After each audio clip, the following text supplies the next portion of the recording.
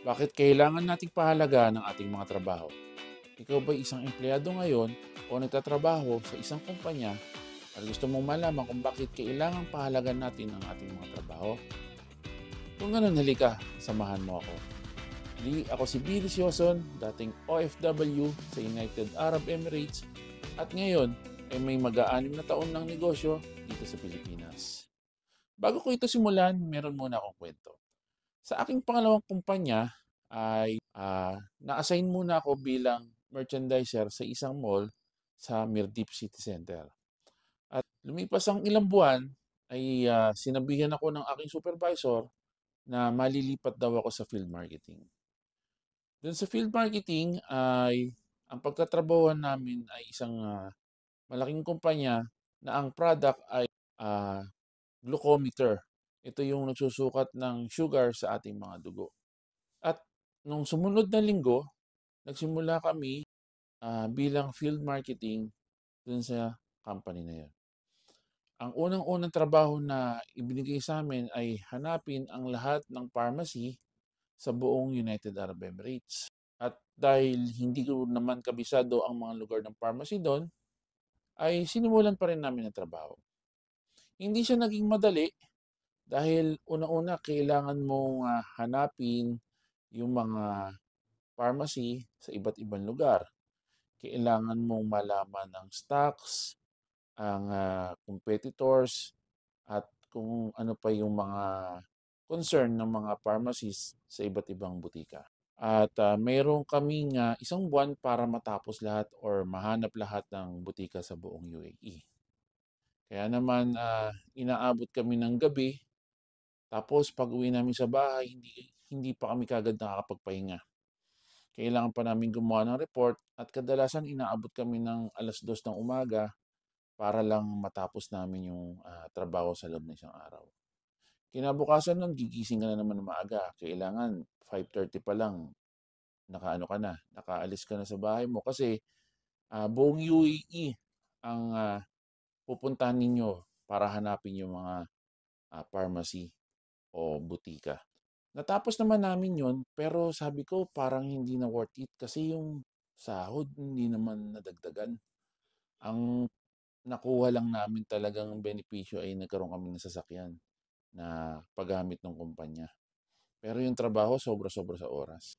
Hanggang sa nangayayat na kami, nangitim kami kasi minsan malayo yung parking dun sa butika. Or halimbawa naman, pag dikit-dikit yung medyo malapit yung mga butika, kailangan mo i-park sa isang lugar tapos lakarin mo na lang para hindi ka pabalik-balik. Natapos yun, lumipas ang ilang buwan, ganun pa rin, napakahirap pa rin. Ah, Kailangan mong umalis ng umaga, uuwi ka ng gabi, pagod, tapos gagawa ka pa ng report. Sabi ko, ano ba to? Mahirap, mahirap masyado tapos hindi sulit yung bayad. Hindi na ako nakakasama ng mga kaibigan ko, hindi na ako nakapag-gym. Kaya sabi ko, parang hindi na hindi na masaya, hindi na tama. Masyadong maraming pinapagawa. Pero ganoon pa rin dahil bago siya kasi galing kami sa mga electronics. Ito naman electronic din pero may kaugnayan sa health lalo na dun sa mga diabetic na mga pasyente. Ang kagandahan lang kasi pagka may mga nai-encounter kami dun sa visit namin ng mga pasyente, tapos kailangan ng mga serbisyo ng ah, ganung klase ng serbisyo, ay nakakatulong, natutulungan namin sila, marami silang nalalaman. Kasi tinrain din naman kami ng company para makipag-interact sa mga pasyente kung meron man. So yun, naging na nakalimutan ko na yung pagod na nararamdaman ko sa bawat araw. Puro na lang, pagka may nakakausap kaming pasyente, natutulungan, yun na lang yung nagiging routine namin sa araw-araw at masaya naman siya kasi nakakatulong ka. Naituturo mo sila kung saan dapat sila pumunta, kung saang ospital, or ano yung dapat nilang ginagawa kasi minsan pagkatapos nila kumain, doon daw sila nagte-test ng mga sugar nila. So mali po yun. Dapat sa umaga bago ka kumain. Hanggang sa matapos po yung project dun, sabi ko, parang ano pala, parang kahit na mahirap nung umpisa, dumadali rin pala. At, ang kagandahan po nun, naging masaya po yung, management ng company na yun sa'min kasi talaga naman po na-execute namin yung mga gusto nilang pagawa. So, hindi na rin po naging ano sa akin yung sobrang pagod nung una kasi napalitan naman siya ng saya. At ang naging malaking benepisyo po sa'min nun, yung mga sumunod naming trabaho, naging parang mas madali na lang sa'min. Naging, ano kami sa mga tao, hindi na kami takot makipag-usap kahit na pharmacist or doktor kasi kailangan din namin bisitahin yung mga ospital. Naging mas madali na sa amin na makipag-interact sa iba't ibang, tao. Kaya naman, yun nga, doon ko lang din na-realize na, ganun pala. Hindi pala dapat pera lang ang tinitingnan mo. Tingnan mo rin yung, nagiging impact mo sa ibang tao. Kaya bakit natin kailangan, pahalagahan ang, ating mga trabaho kasi hindi lang pera yung pwede nating makuha. Unang-una, yung, suweldo, ano rin natin kasi minsan hindi naman din talaga kinikita ng company yung ginagastos nila sa atin. Minsan wala ngang benta, eh.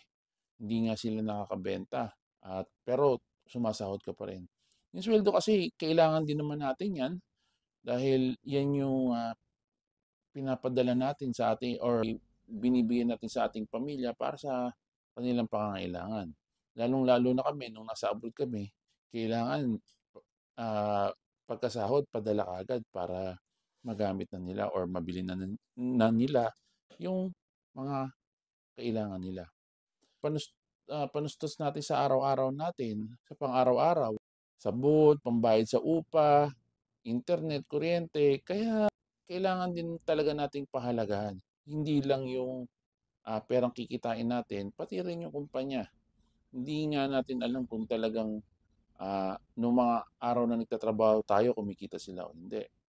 Ano pa ba? Yung mga bagong natututunan, grabe, 'yan talaga yung ano, isa sa mga excitement na parte ng pagiging empleyado, yung mga bagong matututunan. Lalong-lalo na noong mga panahon na yun sa medical devices, do'n ko lang din nalaman na, para mo maiwasang magka-diabetes ng maaga, 'wag kang gaano magkakain ng ano, ng matatamis.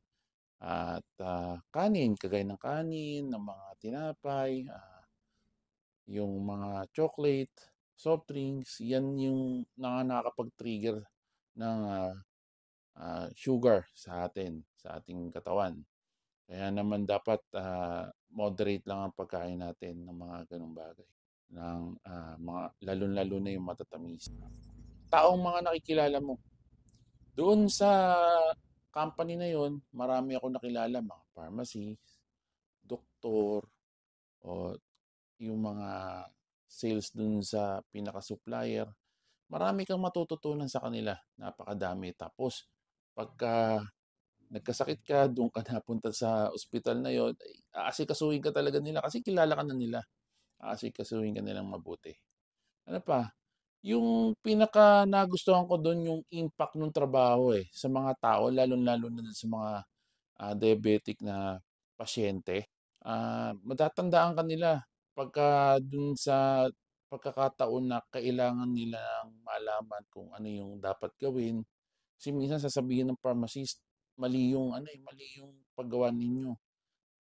Mali yung pagte-test ninyo ng, blood 'no or ng dugo. Kaya pagka nandun kami sa mga, sa store or sa pharmacy, tinuturuan namin sila, gina-guide namin sila, ayun. Kaya naniniwala ako na dapat pahalagahan natin ang ating, trabaho dahil sa mga naitutulong sa atin nito, hindi lang sa ating sarili, sa pamilya, pati na rin sa ibang tao. At bakit ko ito ginagawa? Maraming tao ang gusto ay, pumasok at kuhanin lang yung suweldo nila. Wala silang pakialam kung, kumikita ba yung company or kung nakakatulong ba sila sa ibang tao. Kasi sa experience ko sa aking pagtatrabaho, iba talaga yung nare-recognize ka or na-appreciate nung mga taong natutulungan mo na nandun ka para sa kanila at naituturo mo sa kanila yung mga dapat at tama nilang gawin. Ang kalaban kasi dito ay yung pagiging makasarili ng ibang tao sa kanilang trabaho na ang gusto ay sweldo lang. Yung makapag-duty lang ng 8 oras, tapos uuwi na, ganun ba? Hindi kagaya nung magtatrabaho ka, makakatulong ka, masaya ka pag uwi mo. Kaya samahan niyo ako na mapalaganap ang kaalaman para mapahalagahan din ng ibang tao ang kanilang mga trabaho. At siya nga pala, meron ng page ang Bernilyn's Bake Shop at gumawa rin ako ng group. Ang pangalan ay Balikbayan International na ang layunin ay makatulong sa mga OFW or dating empleyado na gusto magsimula ng kanilang mga negosyo. Tutulungan po namin kayo, hindi financially, tutulungan namin kayo na ma-guide kayo kung paano kayo magsisimula at kung ano yung mga dapat gawin based dun sa mga experience namin dito nung nagsimula pa lang kami. Hindi po kayo mag-i-invest, hindi kayo mag-i-invest sa mga business namin, i-guide po namin kayo. At kung mapaparami po natin ang ating mga grupo, ay magkakaroon po tayo ng meeting. Sisimulan ko po iyon pagka nakita ko pong dumadami na tayo at marami ng interesadong magsimula ng negosyo dito sa Pilipinas. Yung Bernilyn's Bake Shop naman po, located po siya dito sa 0719 Navarrete Street, Arcombato. Kung halimbawa naman na madadalaw po kayo dito sa Valenzuela, pwede po ninyong itry ang aming mga tinapay. At sa ngayon po ay basic bread lang po muna tayo, lalong-lalo na ngayon mainit ang panahon. Pero meron din po kaming mga special na ginagawa siguro po pagdating ng December. Kaya muli po, pinapaalala ko sa inyo sa Colossus 3:23 na kung kayo'y nagtatrabaho, ito rin yung naglilingkod kayo sa Diyos at hindi sa tao. Napakalaking tulong po niyan sa akin nung ako yung nasa abroad. Kaya naman po, lagi nyo rin pong tatandaan yung verse na yan para makatulong sa inyo. At muli po, ako si Billy Sioson na kasama nyo para baguhin ang mundo. Maraming salamat po sa inyo.